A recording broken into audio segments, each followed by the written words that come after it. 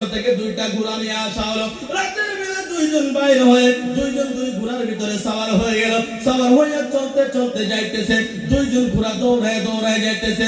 যাইতে যাইতে যাইতে যাইতে সীমান্তর কাছাকাছি যখন যায় পাইল, তাই পিছন থেকে শোনা যায় ঘোড়ার একদল আসতেছে, একদল ঘোড়া আসতেছে। কে যেন ঘোড়া দৌড়ায় দৌড়ায় আসতেছে।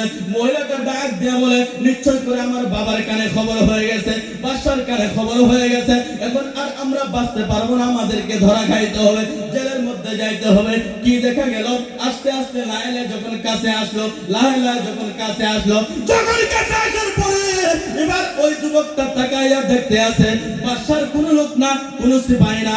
এবার দেখা যায় ওই যে দুই ভাইকে তেলের ভিতরে রেখে দেওয়া হয়েছিল, ওই দুই ভাই সামনে এসে দাঁড়ায় গেছে। বলেন সুবহানাল্লাহ। দুই ভাই সামনে আসে দাঁড়ায় গেছে। ওয়ালা তাকুলু লিমান ইয়াকতালু ফি সাবিলিল্লাহি আমওয়াত। দুই ভাই ডাক দিয়ে বলল, ভাই চিন্তা করার কোনো কারণ নাই, চিন্তা করি না, আমরা তো তোমার ভাই এসে গেছে। এবার ছোট ভাইটা ডাক দিয়ে বলে, ভাই গো,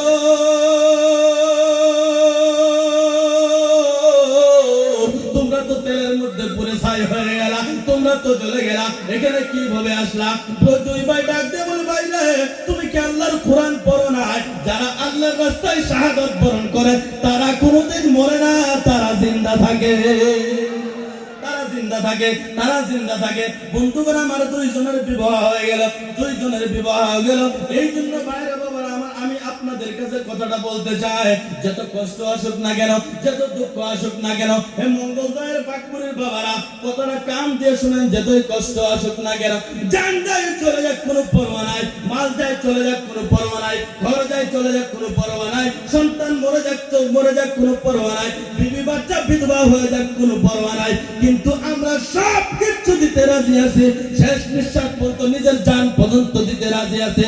কিন্তু আমরা মুহাম্মদ নবী রাসূল আকরাম সাল্লাল্লাহু আলাইহি ওয়াসাল্লামের যে ঈমান আমাদেরকে দিয়ে গেছে, এই ঈমান আমরা দিতে রাজি না। এই শিক্ষা আমাদেরকে কারবালার ময়দানে ইমাম হুসাইন রাদিয়াল্লাহু তাআলা আনহু দিয়ে গেছে। এইজন্য ভাইরা বাবারা আমার, এই মাদ্রাসা আপনারা একটু খেয়াল রাখবেন। মনে দুঃখ হইলো, অনেক কথা বললাম, যদি কষ্ট পেয়েছেন মাফ করবেন আর দোয়া করবেন আল্লাহ তাআলা যেন সুন্নিয়তের খেদমতে, মাসলাকে আলা হযরতের খেদমতে আল্লাহ তাআলা যেন কবুল করে। সকলেই বলে আমিন। মনে কেউ কষ্ট পাইছেন? সবাই বলেন কষ্ট পাইছেন?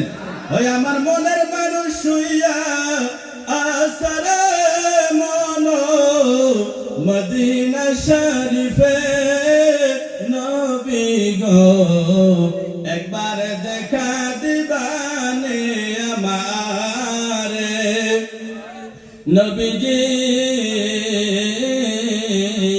একবার দেখা দিবানে আমারে, নিদ্রায় যাইতে সময় কাটে গো নবী তোমার দরুদ পড়ে, তোমার দেখব বলে মনে আশা গো নবী, স্বপ্নে তোমারে নবী গো একবার দেখা দিবানে আমারে, সশরীরে জিন্দা আছে গো নবী মদিনা শরীফে। বিশ্বাস হয় কি হয় না?